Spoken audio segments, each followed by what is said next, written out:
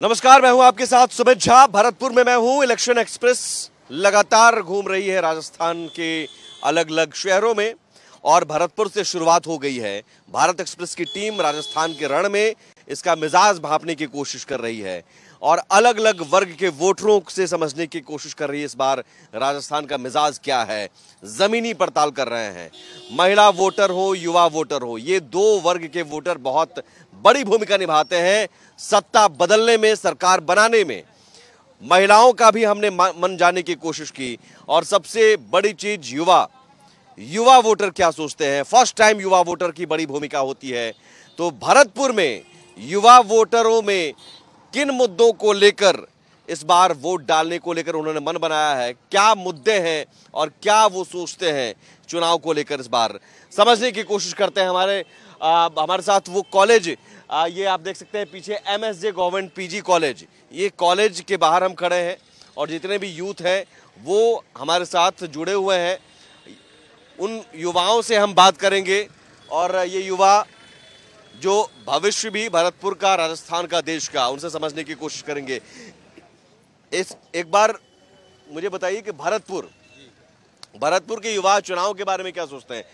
Voting को लेकर उत्साह होता है, वोट डालते हैं तो उत्साह होता है कि या फिर अपनी समझते हैं कि भाई वोट डालना है डाल देते हैं, या फिर वाकई एक जिम्मेदारी समझते हैं, कुछ मुद्दे सोच कर जाते हैं। भरतपुर के युवा इस बार क्या सोच रहे हैं? जी, भरतपुर के जो युवा हैं, भरतपुर में अब की बार हम अभी मतदाता जागरूक अभियान को लेकर भी एक रैली निकालेंगे। भरतपुर को जो युवा है 100% मतदान करेगा, 100% अपनी जो सरकार की पॉलिसी है, योजनाओं को देखकर लाभार्थी जो वो उनको लेकर मतदान करेगा। अभी जैसे मैं आपको बताता हूँ, राजस्थान के जो मुख्यमंत्री हैं गहलोत जी, उनके द्वारा, उनकी सरकार के द्वारा राजस्थान में एक बड़ा जंगल राज चल रहा है। आप महिलाओं की अगर बात करें तो महिलाओं के प्रति राजस्थान का जो प्रदेश है वो बिल्कुल चरम सीमा पर है। महिलाओं के साथ रोज अत्याचार, बलात्कार जैसी घटनाएं हो रही हैं। भरतपुर के युवाओं के मन में क्या मुद्दा ऐसा है? भरतपुर के युवाओं के अंदर जिसके आधार पर वोट डालेंगे, विकास का मुद्दा है, जो कि पिछले 4 साल से अब तक नहीं हुआ है। हम इस कॉलेज के स्टूडेंट हैं तो इस कॉलेज की हम आपसे बात करेंगे। हाँ। इस कॉलेज के अंदर कोई सुविधा नहीं है, क्योंकि जब से हम कॉलेज आए तो हमने यहाँ कांग्रेस सरकार ही देखी है। जब से हम आने लगे उसके बाद हमें यहाँ कोई सुविधा नहीं मिली है। यहाँ आए दिन जल भराव की समस्या रहती है। भरतपुर में हल्की सी बारिश हो जाए सबसे पहले पानी कॉलेज में बढ़ता है। यहाँ के जो प्राचार्य जी हैं वो रुकते हैं, कांग्रेस सरकार के दबाव में आए दिन चेंज होते हैं। 1 साल के अंदर 5 प्राचार्य जी अपनी कुर्सी छोड़ के जा चुके हैं और नए आ चुके हैं।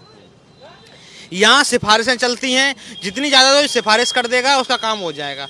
क्योंकि हमारे जो माननीय सम्माननीय विधायक जी हैं जो बड़ी संख्या से जीते थे, उनके क्या दलाल बहुत ज़्यादा हो गए थे, तो उनको काम तो बांटने थे। उन्होंने काम बांट दिए हैं। इस कॉलेज में इतने दलाल पनपा दिए हैं कि कोई भी डिपार्टमेंट हो, कुछ भी, किसी में भी HOD बनना है, खुली रेट है हर चीज़ की। प्राचार्य बनना है, जो भी कुछ बनना है उनके पास जाइए। कॉलेज में भी करप्शन है। कॉलेज में हद से ज़्यादा करप्शन है। यानी कि यहाँ कोई टेंडर भी पास होगा तो उसके लिए भी पहले विधायक को और मंत्रियों को होती है। इसमें बिल्डिंग ही नहीं है। बिल्डिंग है, डर लगता है बच्चे को यहाँ बैठने में, पढ़ने में। घर जिंदा लौटूंगा कि नहीं। आप लोग पढ़ाई करते हो? करते हैं। पढ़ाई होती है कॉलेज में?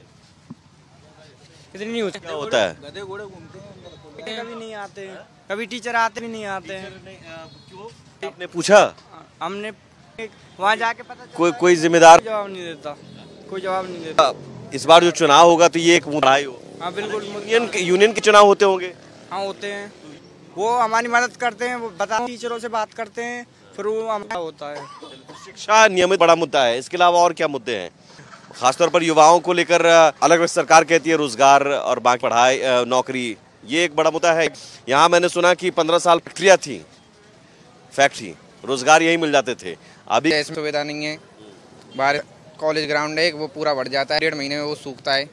कोई सुविधा नहीं है खेल की ना कुछ कॉलेज में। सिर्फ मुद्दा ये है, यहाँ का जो मंत्री है, यहाँ का जो विधायक है, वो सिर्फ और सिर्फ पैसा है।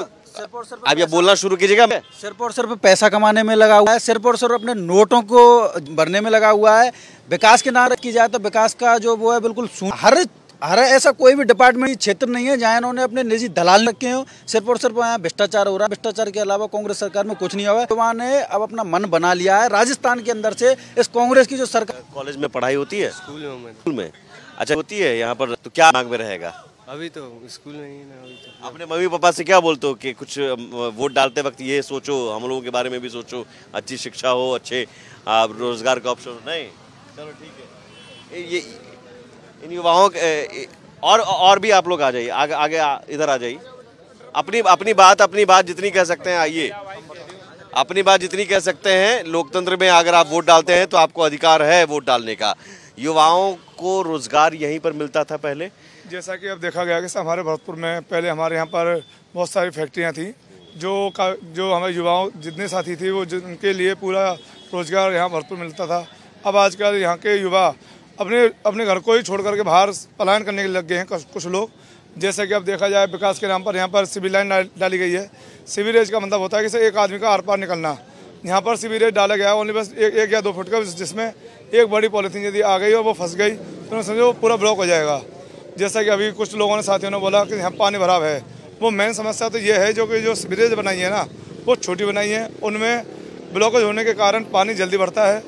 और यहाँ पर जितने भी हैं, जैसे बात करते हैं कि विकास के लिए बोर्ड के लिए, जैसा अब हमारे आगे लोग जितने भी देख रहे हैं, युवा जागरूक हो रहा है आज के टाइम पे। वो देख रहा है कि युवा यहाँ पर नौकरी करने के लिए यहाँ पर उन्हें रोजगार मिल जाता है, पढ़ाई लिखाई करने के बाद ये बाहर जाना पड़ता है। अब इस समय तो सब अभी बाहर जाना पड़ता है, क्योंकि पहले तो यहाँ पे काफ़ी सारे रोजगार थे, अब यहाँ बहुत कम हो गए हैं। फैक्ट्रियाँ थी यहाँ पर, बहुत सारी फैक्ट्रियाँ थी। अब क्यों बंद हो गई? कुछ पॉलिटिक्स के कारण और कुछ ऐसा तो नहीं है कि इस बीच बीजेपी की सरकार ने, बीजेपी की सरकार चालू करवा सकती थी।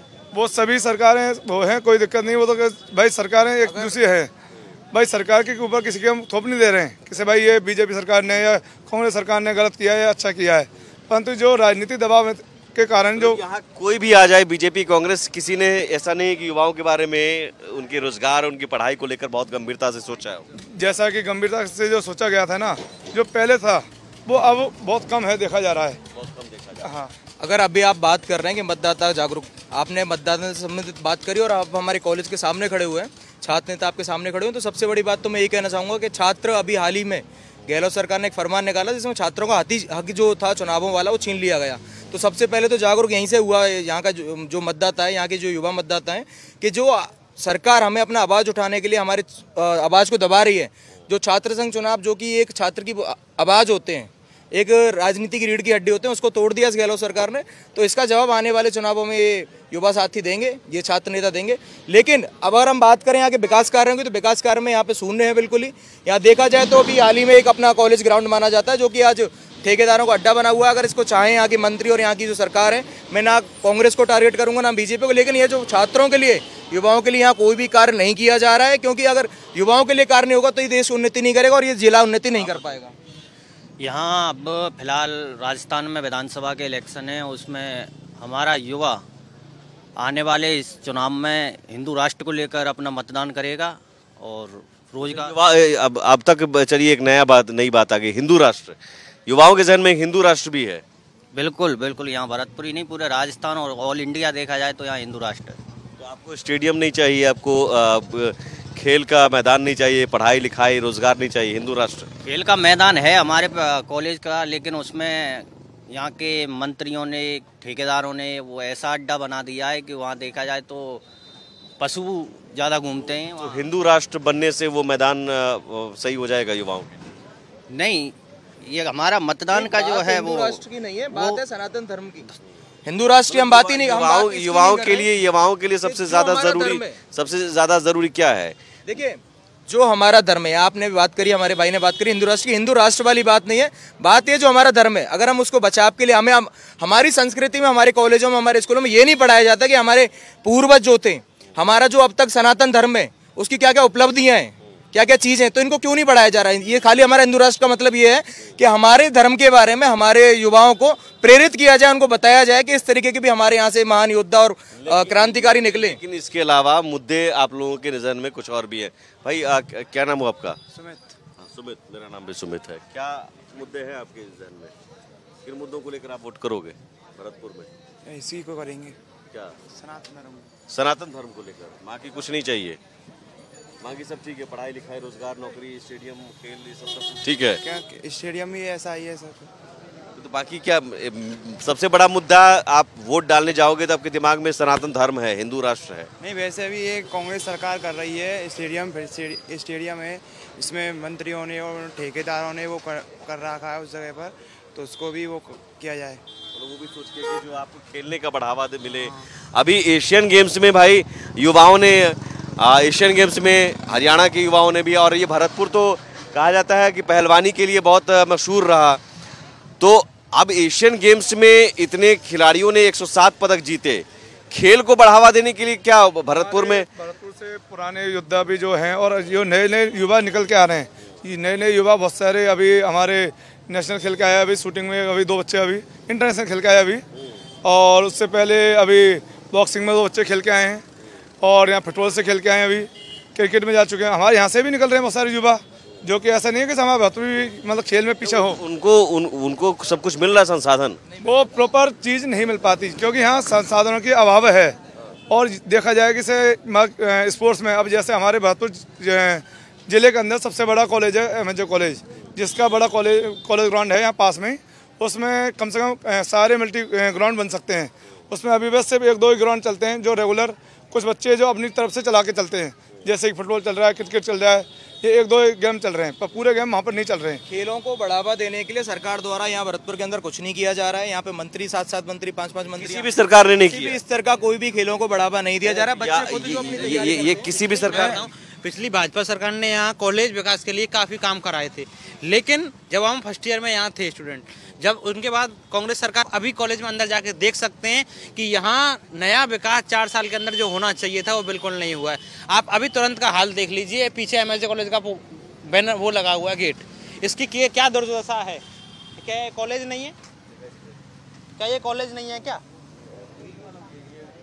ये बोर्ड है और ऐसे काफी मुद्दे हैं जो मैं आपको बताऊंगा। ये कॉलेज, इन पे पेंट तक नहीं हुआ है, ये कॉलेज के बोर्ड हैं, इन पे पेंट तक नहीं हुआ है। ये कॉलेज की दीवारें हैं, क्या कितनी गंदगी है यहाँ, सफाई है ना ही कुछ चीज है। युवा इतने परेशान कर दिए हैं, आज का युवा पूरे राजस्थान को छोड़ के जाना चाहता है। देखिए अभी हमारे राजस्थान के अंदर खेल मंत्री जो अशोक चांदना जी हैं, अशोक चांदना जी की अभी एक वीडियो भी वायरल हुई थी, इसमें वहाँ पे कुछ इसरो वाली जो हुई थी, उसके बावजूद अगर उन्होंने कुछ किया है तो हम लोगों को बताएं, हम युवाओं को बताएं कि हमने क्या किया, अपनी उपलब्धियां तो गिनाएं, जब भी तो जागरूक होगा मतदाता। यहाँ किसी युवा को ऐसा लग रहा है कि भाई इस कांग्रेस की सरकार ने कुछ नहीं किया, कोई तो बता देखो मैं अभी आपको बताता हूँ, सामने से हटो। देखो अभी माननीय सुभाष गर्ग जी ने इसका ये जो सामने सड़क दिख रही है, 5 दिन पहले इसका लोकार्पण किया है।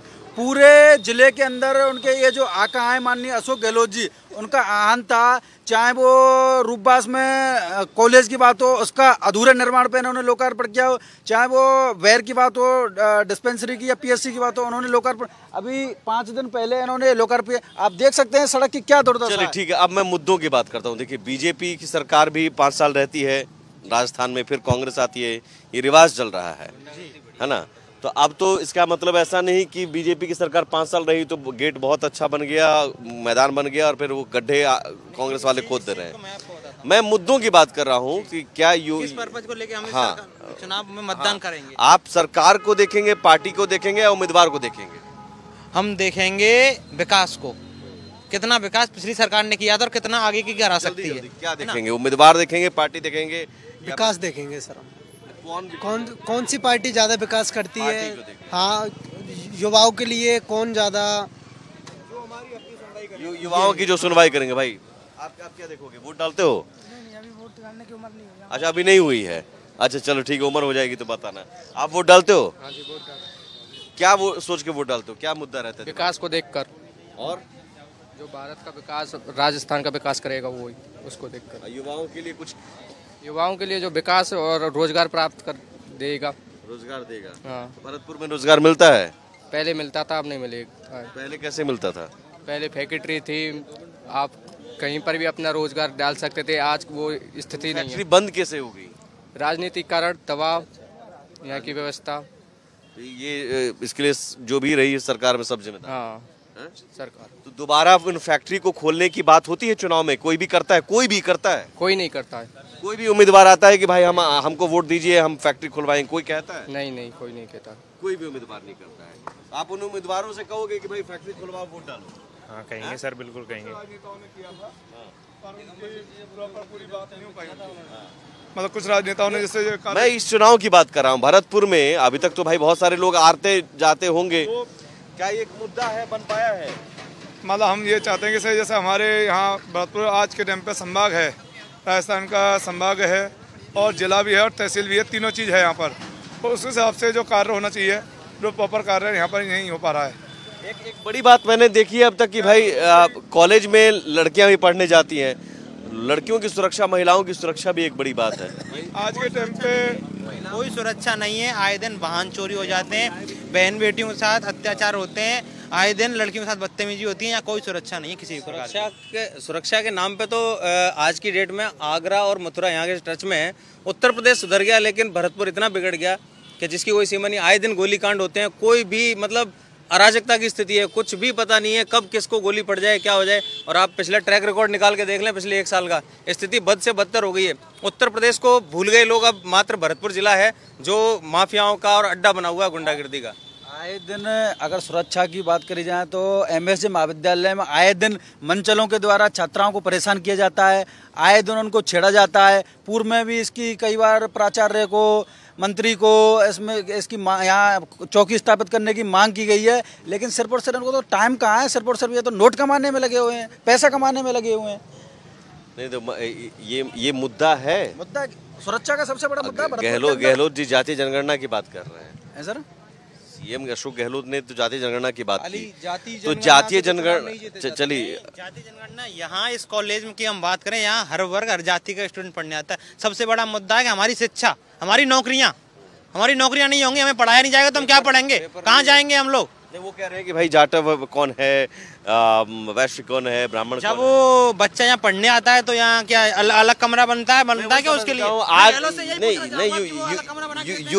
युवा क्या जातीय जनगणना कराए जाने के पक्ष में है? नहीं, जातीय जनगणना जैसे हम बिल्कुल यहाँ का युवा या राजस्थान का युवा कोई जातीय जनगणना के पक्ष में नहीं है। छात्र यहाँ केवल पढ़ने आता है, यहाँ कोई जाति नहीं देखते, किस जाति का है, किस धर्म का है, यहाँ बिल्कुल भी वो नहीं है। केवल सिर्फ और सिर्फ यहाँ विकास की बात है, सिर्फ और सिर्फ यहाँ महिलाओं की सुरक्षा की बात है। जातीय जनगणना के माध्यम से खाली गहलोत साहब जो है जातिगत जनगणना के माध्यम से विभाग बांटना चाह रहे हैं, जातियों को बांटना चाह रहे हैं, वो एक फूट डालने का प्रयास यहाँ कर रहे हैं, एक पॉलिसी बनाई है। राहुल गांधी कहते हैं कि जातीय जनगणना से होगा क्या कि जो ओबीसी पिछड़े हैं उनकी आबादी पता चलेगी और उनको हम ज्यादा से ज्यादा उनके लिए योजना बनाएंगे। देखिए मैं बताऊं सर, हम तो ये कह रहे हैं कि हमारे भरतपुर में विकास होना चाहिए, बीजेपी आनी चाहिए, कांग्रेस नहीं आनी चाहिए। बस भरतपुर में जो भरतपुर में बिल्कुल सियासी स्टंट है। हाँ, और क्या 70 सालों में इनके पास में कोई मतलब ऐसा सिस्टम नहीं था कि जातीय जनगणना करा पाते या जातियों का विकास कराते। आज भागे डोल रहे हैं वहाँ पर, कभी वायनाड, कभी कहाँ अपने क्षेत्रों को छोड़ करके। इन्होंने विकास ही किए होते तो आज इनकी इतनी दुर्दशा थोड़ी होती। तो आप लोग अपनी मर्जी से वोट डालते हो ना? ये जातीय जनगणना इसलिए कराना चाहते हैं कि इनको लग रहा है कि अब सुपड़ा साफ होने वाला है, इसलिए ये लोगों को भ्रमित कर रहे हैं। कुछ जातियों को अपने फेवर में लेंगे, उनको ये बताया कि हम आपके लिए ये करेंगे वो करेंगे, लेकिन करता कोई कुछ नहीं है। पागल हाथी हो जाता है तो इधर उधर भागता है, गहलोत जी इधर उधर भागने लग रहे हैं। उनके पास खाली जुमले हैं, कभी ये करते हैं। अभी आपने एक शब्द को यूज किया है कि आप भी तो वोट देते हो, आपका किस मत है आपका, आप भी तो वोट देते हो। राजस्थान का वोटर नहीं हूँ ना। कहाँ के हो आप? मैं बिहार का हूँ। तो बिहार में तो आप अपनी मर्जी बिल्कुल वोट डालता हूँ। सबसे कभी क्या दबाव में वोट डालते हो या वोट अपनी मर्जी से देते हो? दबाव तो गवर्नमेंट खुद दे रही है ना, लालच दे रही है युवा पीढ़ी को, आप को लालच दे रही है। एक और क्या करना है? तो अभी मुफ्त रिबड़ियाँ मोबाइल बांटी गई है, यही तो ये और क्या है? वो फोन ऐसे ये मेन बात, छात्राओं को मोबाइल दिए जा रहे हैं, तो मोबाइल से क्या छात्राओं के लिए सुविधा नहीं है, ये छात्राओं को बिगाड़ने की योजना है एक तरह की। पूछा जाए जो छात्राओं को मोबाइल दिया उनकी स्कॉलरशिप आई है क्या? गहलोत खा गया उस स्कॉलरशिप को, 25,000 की स्कॉलरशिप को 5,000 का मोबाइल लेके खुश कर रहा है वो। और ये चल रहा है बेरोजगारी भत्ता, ये भी नहीं आ रहा है टाइम से। बेरोजगारी भत्ता नहीं कहाँ आ रहा है? तो ये बेरोजगारी भत्ता के बजाय रोजगार दे दे, नौकरी दे दे, ये चाहिए। ये ज्यादा बेहतर है भाई, कम से कम ये युवा हमारे नौकरी तो डोटासरा जी के परिवार को मिलती है, राजस्थान में युवा को मिलती कहाँ है? उन्होंने पूरा अपना परिवार में सब RAS बना दिए, जो साला थर्ड ग्रेड टीचर था उसको प्रिंसिपल बना दिया, अपने रिलेशन वालों को नौकरी रोजगार। और मैं एक चीज़ और आपको बता देता हूँ आपको कि जो माननीय मंत्री हैं सुभाष गर्ग जी, वो राजीव गांधी स्टडी सर्कल है जो माननीय अशोक गहलोत जी के यहाँ से चलती है। रीट के पेपर की अगर हम बात करें तो यहाँ भरतपुर के अंदर भी उन्होंने 20-20, 25-25 लाख रुपए के में रीट के पेपर बेचे हैं। वो उसके जिले के कोऑर्डिनेटर पेपर लीक नहीं, पेपर लीक को लेकर पहले सचिन पायलट भी खूब बोलते थे, अब नहीं बोलते हैं। नहीं, वो बिल्कुल सही बोल रहे हैं सचिन पायलट जी भी। एक ही थाली के चट्टे बट्टे हैं, कभी थाली में ज्यादा भोजन मिल जाता है तो नहीं बोलते हैं, या कम मिलता है तो बोल देते हैं। पेपर लीक भी आप लोगों के लिए एक मुद्दा है, बड़ा मुद्दा है, सबसे बड़ा मुद्दा है। रोजगार ही छीन लिया पेपर लीक की में आप युवाओं से सबसे पूछ सकते हैं। इन्होंने 20-20 लाख रुपए में यहाँ इन्होंने माननीय गर्ग जी ने यहाँ पेपर बेचे हैं, अपने जो चाहते हैं उनको पेपर मिला है। उनके गरीब का बच्चा 12वीं करता है, उसके बाद BA करता है, उसके बाद MA करता है, B.Ed करवाता है। एक बाप जो दिहाड़ी मजदूरी करके अपने बच्चे को B.Ed करवाता है, उसके बाद थर्ड ग्रेड टीचर की या सेकंड ग्रेड टीचर की तैयारी करवाता है कोचिंगों में जा करके, और उसके बाद में डोटासरा जी 20-20 लाख रुपए में 10-10 लाख रुपए में पेपर बेच देते हैं, और वो रईसों की संतान है, वो नौकरी लग जाती है और वो बेचारा गरीब का बच्चा गरीब ही रह जाता है। आगे वाली पीढ़ियों के लिए भी कुछ नहीं हो पाता, तो सोचना चाहिए इन लोगों को। पेपर लीक एक बड़ा मुद्दा है। ठीक है, एक बात मैं आपसे और मैं पूछना चाहूँगा कि आपने अभी पेपर लीक का मुद्दा रखा, बाय द वे आपका बच्चा दिन रात मेहनत कर रहा है, उसको नौकरी ना मिली, और किसी आपके पड़ोसी में सब कामों कर रहा है, उसको नौकरी मिली, आपको कैसा फील होगा? ये बताओ। एक मुद्दा है, वही मैं समझना चाह रहा हूँ। सबसे बड़ा मुद्दा है मुद्दे को लेकर हम हरते प्रत्येक युवा को जो जागरूक नहीं उसको जागरूक भी करेंगे कि इन बातों को ध्यान रखे। जो 5 साल में जितने पेपर लीक हुए हैं, जितनी भर्तियां रद्द हुई हैं, जितनी दलाली हुई है, हम एक अभियान चलाएंगे इस कॉलेज से अपने पूरे विधानसभा क्षेत्र में, और इस मामले को इतना जागरूक करेंगे युवाओं को जिससे वो सोच समझ के वोट डालें। चलिए भाई, और मेरा तो कहने का मतलब ये है, जिस प्रकार से सेंटर में कांग्रेस चली गई दूरों दूर, उसी प्रकार से स्टेट में कांग्रेस का नामो निशान मिटना चाहिए। चलिए ठीक है, पार्टी की सरकार, बिल्कुल सरकार में बीजेपी की भी सरकार रही, कांग्रेस की भी सरकार रही, लेकिन युवाओं को ये जरूर पता है कि हमें किस मुद्दे पर वोट करना है। पेपर लीक हो, रोजगार हो, या सुरक्षा की बात हो, या खेल को बढ़ावा देने के लिए स्टेडियम और मैदान को सुधारने की बात हो, ये सारे मुद्दे हैं भरतपुर के युवाओं के जहन में। भरतपुर में कभी फैक्ट्रियां हुआ करती थी, वो फैक्ट्रियां क्यों बंद हुई, इस बात का जवाब देने के लिए कोई तैयार नहीं है, लेकिन इस मुद्दे को उठाना भी ज़रूरी है। भरतपुर के युवाओं का हमने मन टोटला, और युवाओं के वोट से कई बार चोट भी पहुँचती है कई नेताओं को, कई पार्टियों को। हो सकता है कि आने वाले दिनों में ये युवा सरकार की तस्वीर, सत्ता की तस्वीर भी बदले। फिलहाल भरतपुर का मिजाज हम टटोलने की कोशिश कर रहे हैं, और इलेक्शन एक्सप्रेस के जरिए राजस्थान के अलग अलग जिलों में हम जाएंगे, जहां पर वहां के युवाओं, महिलाओं, वोटरों की मिजाज समझने की कोशिश करेंगे। राजस्थान के रण में लगातार भारत एक्सप्रेस की ये ग्राउंड कवरेज जारी है। कैमरामैन हुकुम के साथ सुमित झा, भारत एक्सप्रेस।